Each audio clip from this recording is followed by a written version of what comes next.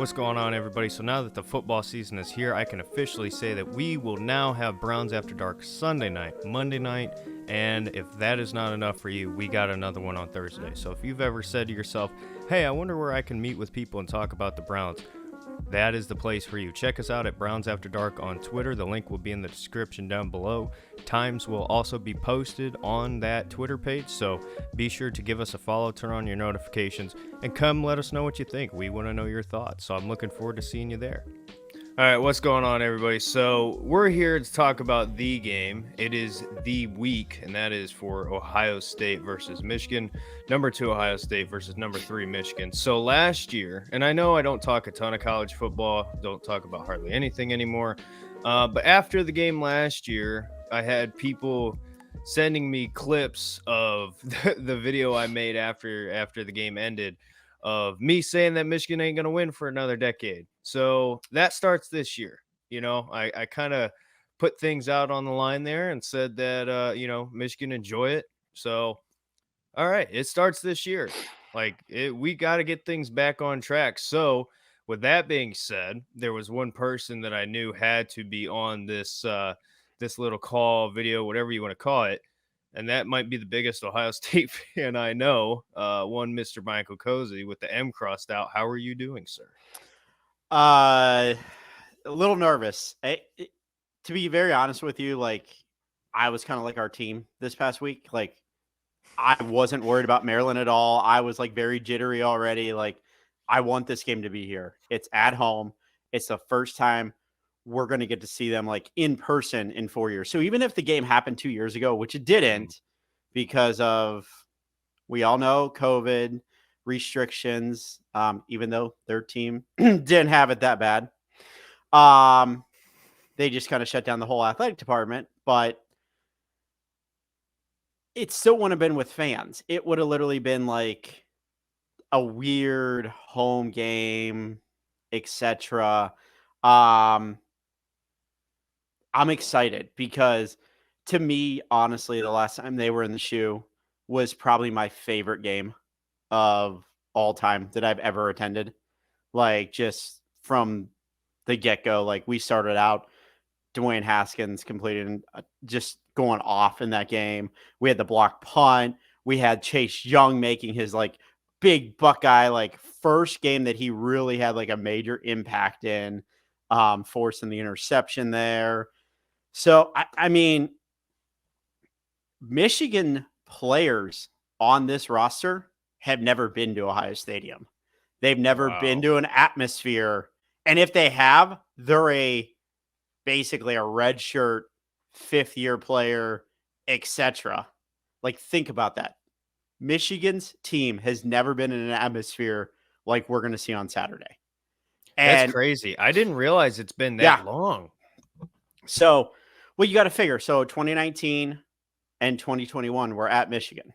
Mm-hmm. So 2020, there was no game. 2018 was the last time? Yep. Wow. So all the players that are on Michigan's roster, they've never been in this atmosphere. Also, it's going to be a very unique atmosphere because really get down to the nitty gritty here. We lost for the first time since 2011 last year. We're used to just a complete shellacking, ass whipping for 2 years there in a row. And then no game in 2020. And even without fans, we were still all pissed off that there was no game in 2020. So now you have that included. Whoa, wait a minute. We were pissed off that there was no game. They didn't care. They were all fine with having no game. Oh, I know, because they were 3-6. Mm-hmm. So us as fans, we were pissed off that there was no game anyways. Because technically, the way the Big Ten rules were written, we should have never ended up in the Big Ten title game. And to be very honest with you, you can say what you want. They shut down the athletic department the week before the game. And it was run rampant through their athletic department was COVID. But it's there had to be in the back of their heads, if we don't play this game, Ohio State's not qualified to go to the Big Ten title game. It had to be in the back of their heads. Can't convince me otherwise. And then you had the loss last year, and now you have 2 versus 3, 11-0 versus 11-0, and essentially, this is like a quarterfinal game. Mm-hmm. This is like, because I hate to say it, neither one of us are going to lose the Big Ten title. I'm sorry, Purdue. I'm sorry, Illinois. I'm sorry, Iowa, Minnesota, Wisconsin. I know you all have a shot to go to the Big Ten title. No, you It don't. does. I mean, you have a shot It's to go to the over. Big Ten title game. You're Yeah. not winning it. You're not winning. This is the Big Ten title game. This Mhm. is it.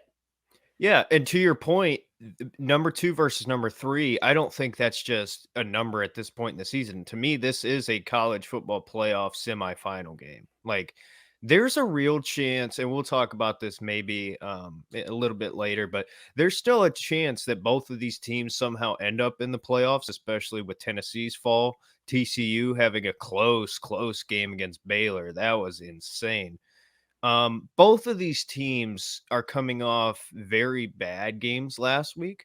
Illinois gave Michigan a run for their money. And, watching that game, it kind of felt like what you said. It seemed like they were overlooking it, looking at this week. And I was like, man, I really hope this Ohio State team doesn't come out and play that way against Maryland. And guess what happens? We came up and we didn't look great. It took a hot minute to get started. We were just kind of sloppy, to be honest with you. It was just weird. It was weird. It wasn't an Ohio State game. So heading into this game, just right off the bat, what is your kind of expectations on both sides of the ball here? Okay, so let's start out with Michigan's offense. Obviously, they can't throw the ball, whether it's totally windy, no wind, nothing. They can't throw the ball downfield. They can only run the ball. Something where JJ McCarthy has had like 30 less, or 30 less pass attempts than Petros from Iowa. And this is the last 5 games, and his completion percentage is still worse than Iowa's quarterback. Iowa. Yeah, Like, JJ was Petros throwing at like a is 70%, Yeah. and now he's at about 50 in the last few games. Yeah.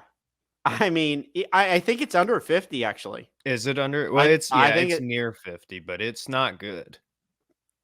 And correct me if I'm wrong, is Schoonmaker out for them? Their tight end. I don't know for a fact, but I'll tell you one thing. They're like 3rd or 4th string tight end. That kid is pretty good. I don't remember his name, but he's got a bright future. Is that the Hibner guy? I believe so, yeah. Okay, so it might not be him. Oh no, I know who you're talking about. It's Arija, correct? Or no, that's their quarterback, isn't it? I don't remember his name, but yeah, one of their backup tight ends was really, really good, or at least in what I saw. I could be wrong, but oh, I know who you're talking about, Bredson. Yeah, that sounds right. So Bredson, he's pretty highly recruited.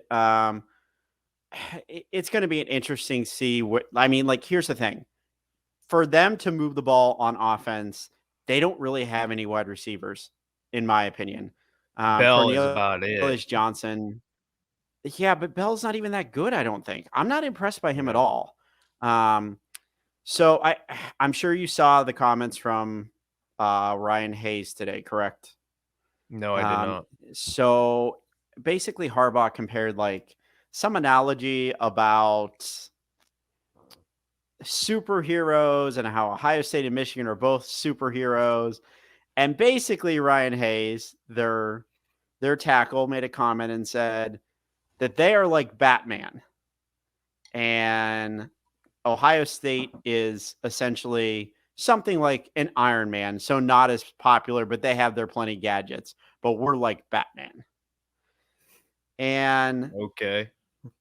So Batman's just a rich guy who buys stuff. Are you saying you're a rich program who buys all your players? Well, is that what you're saying? I mean, Iron Man's also rich. Well, so that kind of goes one and the same. But it was just kind of like, not quite sure what you're getting at. But I will take the Iron Man any day of the week right now. I know Batman's super popular and everything, but Iron Man just flies around and beats ass and rocks out to AC/DC music. So Saturday is going to be a whole let's rock out to AC/DC music and let's go complete Iron Man It's on time that for war. uh, on that offense because our defense matched up against them. You saw what Illinois did. As soon as Blake Corum got hurt, they had no offense. It's a miracle that they beat Illinois. Yeah, And and before we move on, this is a very very key. This is the game, in my opinion. This is how the game is going to go. Blake Corum had a knee injury. He's going to suit up. I can't imagine that he's not, but he is hurt. He will be playing wounded. Donovan Edwards did not play for them last week. He is kind of their second. Well, I mean, he is their second running back, but for all of Blake Corum's success, he's their Kareem Hunt, for lack of better words. Like he comes in and he's still effective, maybe not to that level, but you get my point. Last week, CJ Stokes and Isaiah Gash averaged 3 yards per carry.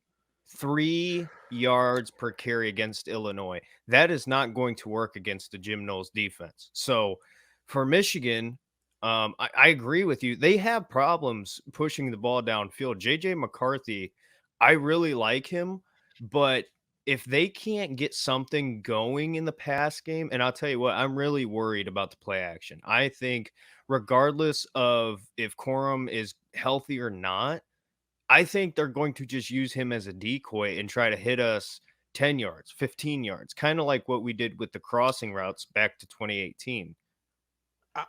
I'm just going to say this, and I think our main player to stop the run, and okay, I have a huge, huge Tommy Eichenberg fan.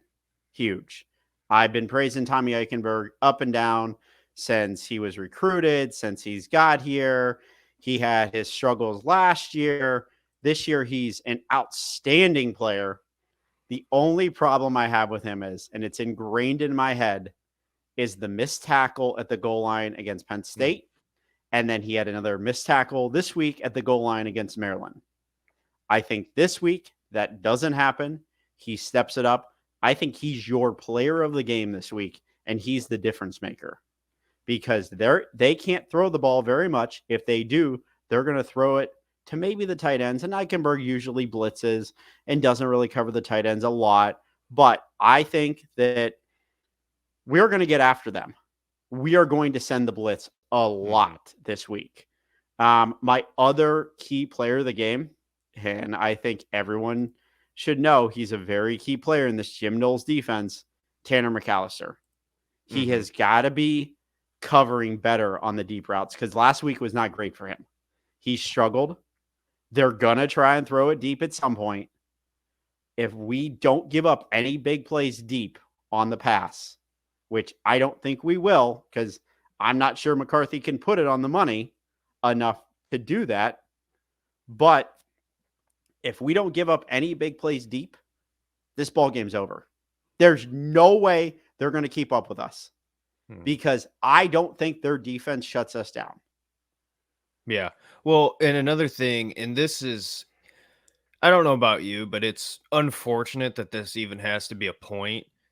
Next week, Saturday, it's going to be 51 degrees. So listen, I love CJ Stroud to death. He's my quarterback. Will forever love CJ Stroud. Same with Fields, and all these guys. But I mean, for the love of God, the kid just does not play well in the cold. He's from Rancho Cucamonga, California. So 51 degrees will be nice, but at the same time, there's a 58% chance of rain. So, Look, we have 5 days and they're only showing rain from 11 a.m. until 1 p.m. Okay. That's right now. It's 5 days away. We can't predict the weather tomorrow. That is true. Well, and it is Ohio. It says 51 degrees. It could be negative 20 for all we know. Yeah. Here's the thing. 3 days ago, it was supposed to be in the 20s for the game. On Friday, the weather forecast showed that it was going to be 44 to like 35. Now we're seeing in the 50s. We're seeing limited wind. 3 days ago, it was supposed to be super windy for the game. Here's the thing.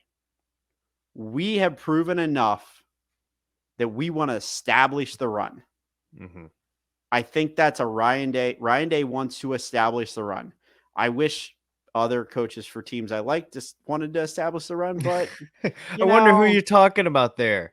It couldn't be this team, could it? maybe, It couldn't be this team. maybe. Maybe we should bring this guy back. He might actually block.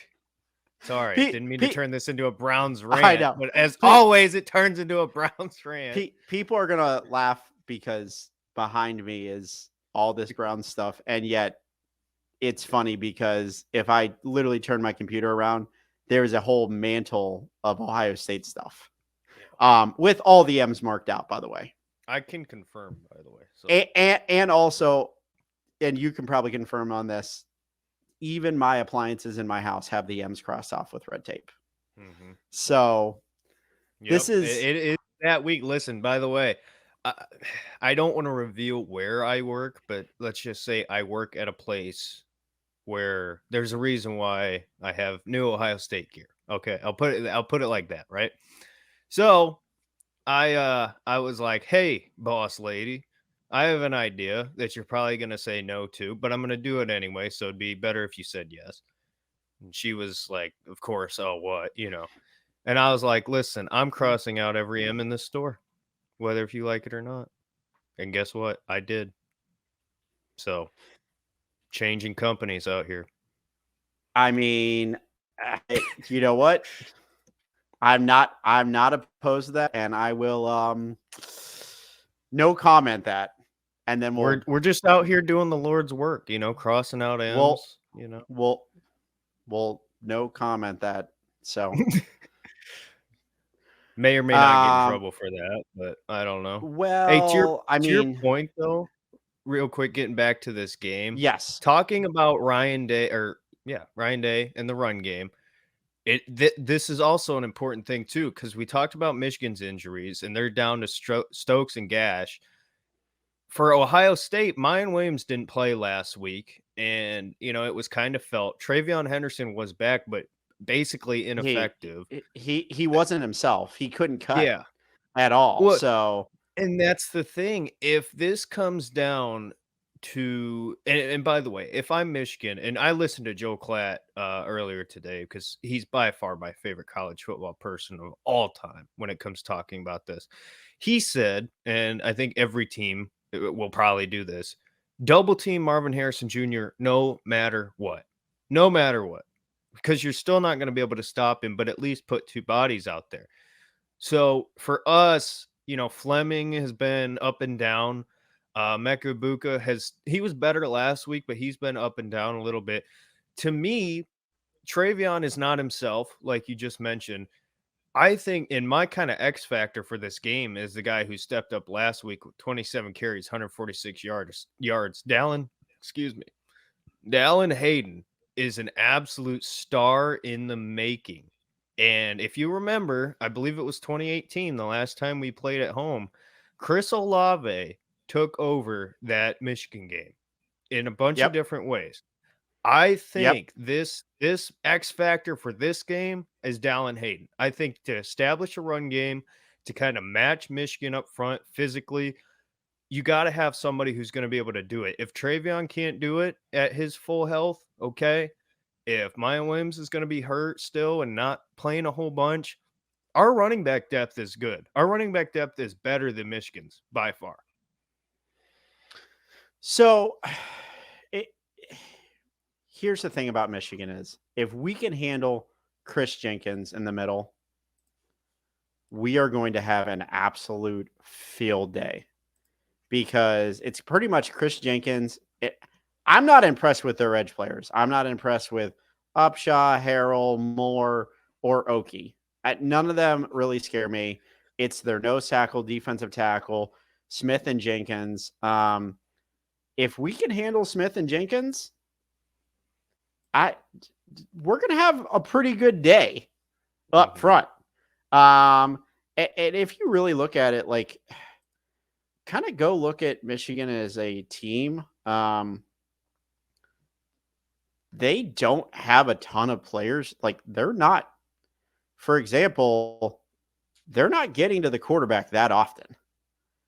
I mean, right now their leading sack guy is Mike Morris. He has 7.5. So, I mean, yeah, I get it. Like, you're not going to have a ton of sacks all the time, but I don't know. I just feel like Michigan hasn't really also played a line like ours either. Mm-hmm. That's the thing. Like, everyone's like, oh man, the line struggled against Northwestern. Well, I get it. Here's the thing. That was the first game. It was freezing cold, 8 mile an hour winds. You don't know how it's going to be played. I've It's talked to also, people who were at that game. I'm sure you have too, oh knowing yeah, your connections. Oh my yeah, gosh. I've heard worst yeah, game experience I've ever been to in my yeah. life. Oh, So imagine playing in it. yeah, exactly. And here's the other thing. It was Northwestern. They were 1-7. They literally haven't won a game in North America. They That have is one insane. win, and it was in Ireland. That was the One first win. game of the year, right? Yeah, they beat Nebraska in Ireland. First game of the year. And that That's was it. close too. That wasn't Yeah. even, yeah. So, I mean, it's really hard to get up for a game against Northwestern. Like, I don't care who you are. Like, it's really hard to get up for a game like that. So, I don't know. We can like look into it too much. We can overlook it. We don't have to overlook it. I mean, it doesn't matter. But I'm just not too worried. It seems like if we have a competent running back, they're going to gain yards. Obviously, we'd love to see Mayan Williams back. We don't know his like injury status. They've kind of like hid it from us. Who knows who could end up at running back if if we have Dallin Hayden and Travion Henderson go down. Like we had who was the guy? Xavier Johnson. Didn't he get some carries against Indiana? Yeah. And he actually looked pretty good when he did get carries. He did actually. That's what I'm saying. Our depth is insane. It's not fair. Yeah. I mean, here's the thing. The other thing is Matthew Jones went down hurt this past week. That's a little concerning. He went back into the game, I believe, correct? Yeah, he did. I think he did. Yeah. But I mean, that's still concerning. It's still an injury. It's something that we have to be worried about. But I'm just ready for Saturday to get here. Like I'm chomping at the bit. And if it comes down to it, I'm not going to lie. Yeah, obviously Jake Moody's amazing for them, but yeah, the guy who looks like he's going to be selling pizzas in 3 years. Yes, but I will tell you. I believe it is. Who is their punter? Is it Jake Moody their punter too? I don't think so, but maybe. I'm kind of wondering who their punter is because whoever their punter is, he is terrible at punting. Brad Robbins. It says he's averaging 42 yards per punt, but I watched him against Illinois, and I've only watched two. I'll be very willing to admit, as far as like watching a game again, watching it on like Big Ten to go on the 60-minute Big Ten, I've watched almost every Michigan game, but to really sit down and watch Michigan, I've only watched 2 games. It's been Illinois and Michigan State. And neither time I just had that like, man, they strike fear into me. Like, I'm just not scared of them. And maybe that's the new mentality of Ohio State, because when I was growing up, it was always, oh shit, here we go, undefeated again. Here comes Michigan, big bad blue. They're going to kick our ass. And sure enough, they did just about every single year. And then Jim Tressel came and it changed everything. But there's a but. They just don't scare me anymore. And especially this team. And I was more nervous about last year because because leading up to the game, we had heard all 5 of our offensive linemen did not practice at some point during the week because they had the flu. CJ Stroud almost didn't play because he had the flu. There were multiple players on that sideline who I know for a fact did not practice all week and threw up during the game. Mm-hmm. And not because of nerves, because we had the flu. Mm-hmm. Yeah, and I've heard CJ, and I obviously can't say from who, but I've heard CJ was very, very, very sick heading into that game. And last year, here's the thing, not to bring up last year, but for me, and I think you probably agree, it was the perfect scenario for Michigan. It was a game where the weather, and again, it's not an excuse, by the way. You're a Columbus, Ohio football team. Weather should not be an excuse, but listen, our offense is an air it out, hit you on the ground when we can. That's just what it is. And last year in the snow, it was a mess. It was a disaster. We got bullied, absolutely bullied up front. Hassan Haskins, Blake Corum, all over us all day long. It was just terrible. This year, the difference is we have a new defensive coordinator who has a pair of balls. That is a big, big deal because Kerry Combs just wasn't cutting it. I'm sorry. Kerry Combs was horrible last year. And Jim Knowles, the one thing that he has shown since week 1 over time, very slowly, he has implemented new ways to blitz. You see him getting creative, moving his guys around. My only concern, and by the way, I don't know if you've noticed this, Cozy, but it's very great to see Zach Harrison actually being effective because he has really become a pretty good player for this Ohio State defense. All over the field right now. All over the field. He's been awesome. I thought he was a hopeless cause. He's been awesome all over the field. And you know who else is a big X factor? And one of my friends, you know who I'm talking about. She said the X factors in this game were Xavier Johnson coming up and Zach Harrison. And she's not wrong. No, I completely agree. And she also says Jack Sawyer is a big X factor in this game too. And she's not wrong there. She's spot on. She knows exactly what she's talking about this. And Jack Sawyer to me has really come into his own this year. And it's great to see that because I don't think he was living up to the hype. Like, obviously, he's a redshirt freshman this year. He got redshirted. There was a lot of bad talk about him last year. So I'm glad to see that he's stepping it up. He is going to be a force. I think he has 2 sacks on Saturday. I think Zach Harrison puts out another sack. I actually think we rack up 7 sacks on the day on Saturday. I think and it's going to be a microcosm of last year. We're going to blitz the quarterback. Yeah. We're going to get to McCarthy, and it's going to be pound, pound, pound, and just keep fucking pounding them because they pounded us last year. I want to see a fucking physical goddamn beatdown on Saturday. I want to see a fucking beatdown.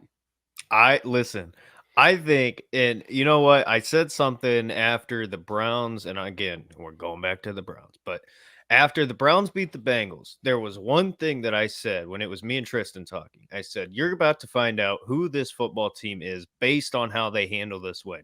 Are they going to come out and take advantage of this and all the things they did well? Are they going to keep with that? Are they going to actually move forward and care? Or are they just going to go, oh, we won, we're good, we're all set? Well, guess what? The second happened, unfortunately, for the both of us and for every Browns fan who actually cares about this team.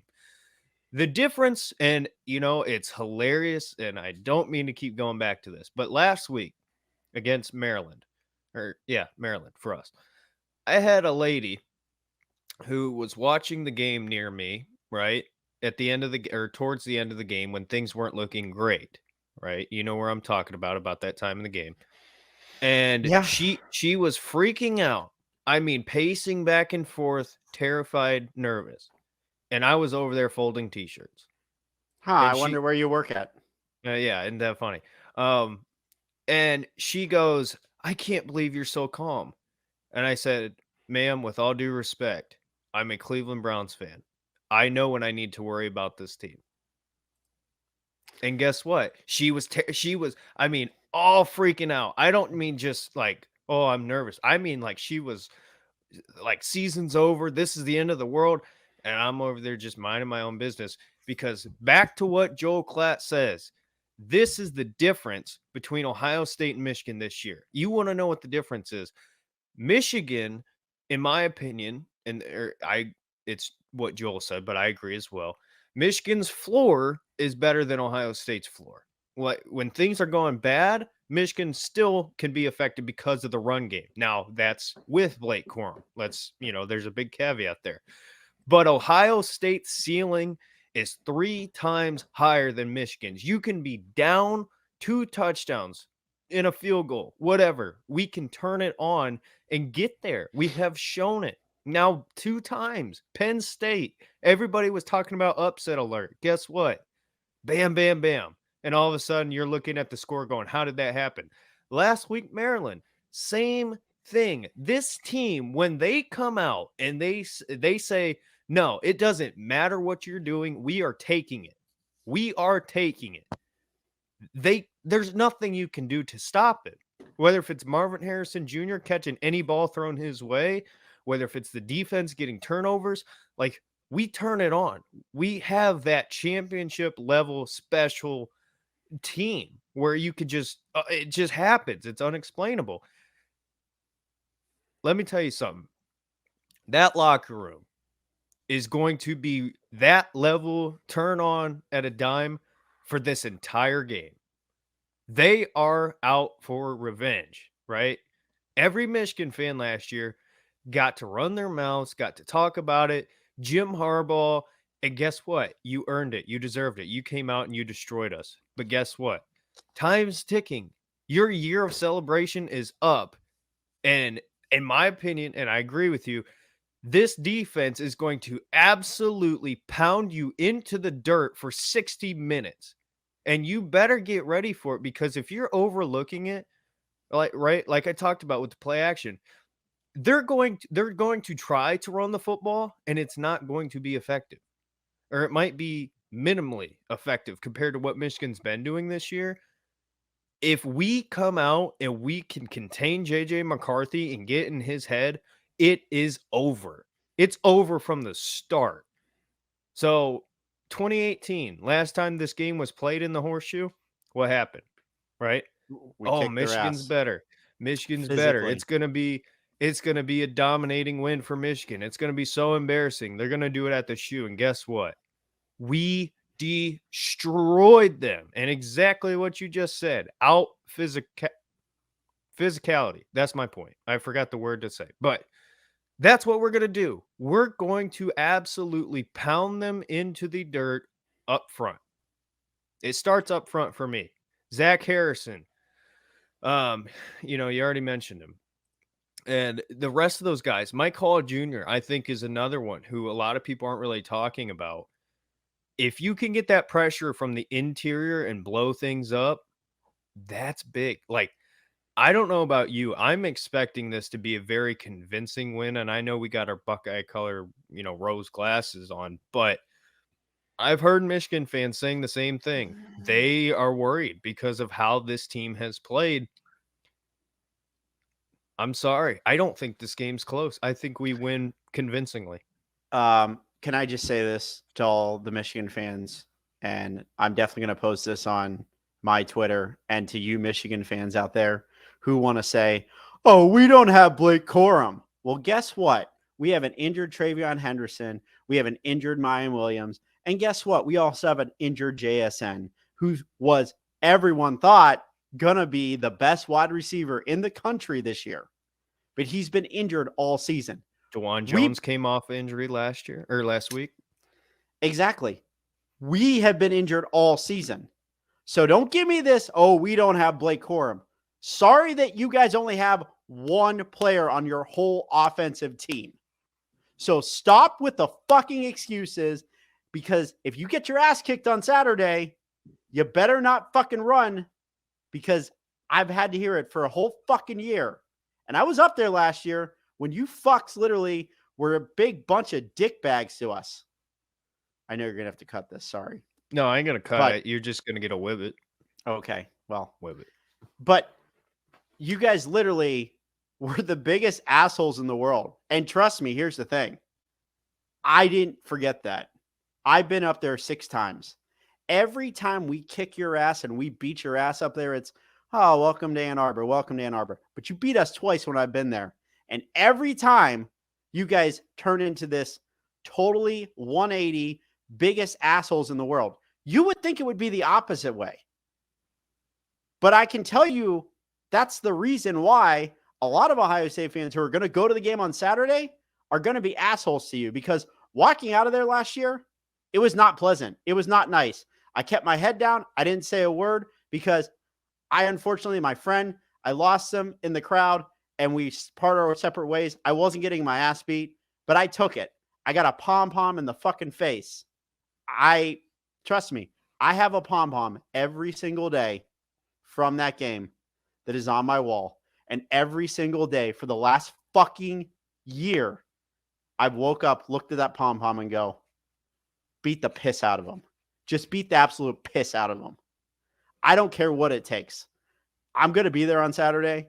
I'm probably going to lose my voice, and I'm going to be fucking excited because I'm already ready to go. I mean, we legit have 4 hours or 4 days, 14 hours and 43 minutes. The fucking clock is ticking on your time because at noon on Saturday, we kick your fucking ass. And I'm just ready for my score prediction now. 56-21, absolute ass whipping. Wow. I think 56-21. Okay. I don't think they're not going to stop us. They're not going to stop us. Run, pass, anything. We are going to be able to do anything we want to do, move the ball at will. Their defense is overrated. They haven't played shit all season, and it's finally going to show. Mm-hmm. Okay, so go ahead. You can go with your prediction, but after that, I want to end with something, but go ahead.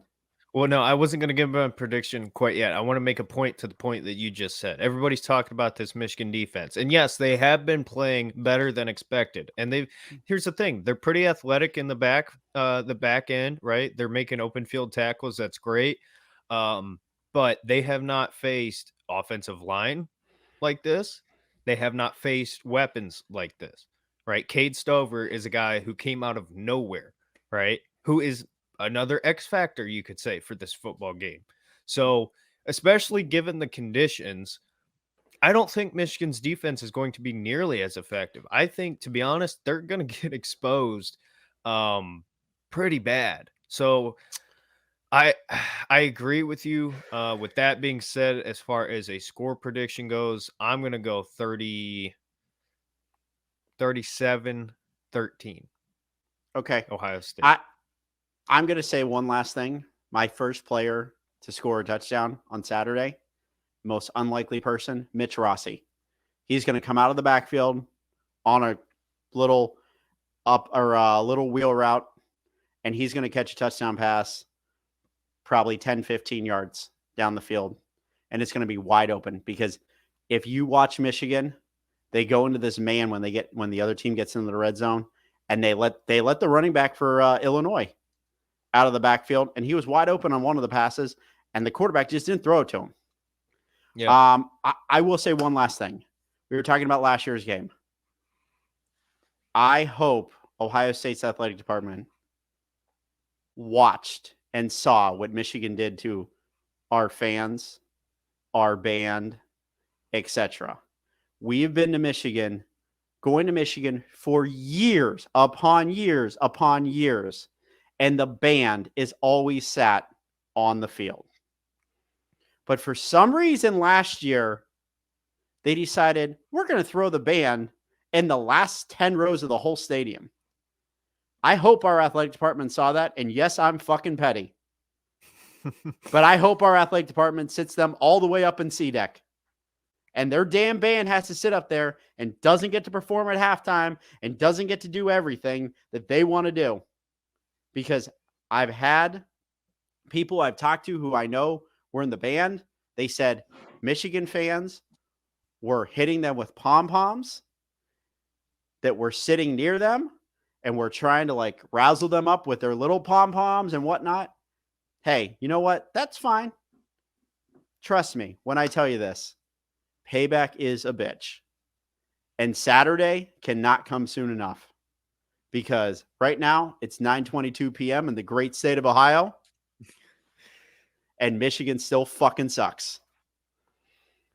Yeah. I just cannot tell you how badly I want Saturday to be here. Honestly, and this is going to sound really bad, I love Thanksgiving. It's great. You eat food, you watch football, you're with family. Since the game has been moved to after Thanksgiving, which I believe happened in like 2009, 2010, somewhere in there. It was when I was at Ohio State. It has literally almost ruined Thanksgiving for me because that whole week I'm just like, oh, great. So I don't have to work on Thursday. I don't work on Friday. This is boring. I don't know what to do. It was better when the game was the week before because it was 5 days of work and then the game was there. Now it's like Monday, Tuesday, half day Wednesday, off Thursday, off Friday, just sitting there waiting for the game. Nothing to do. Boy, that must be nice. I just cannot tell you how annoying it is. And to be honest with you, obviously I'm from the Cleveland area, so it's a 2.5-hour drive.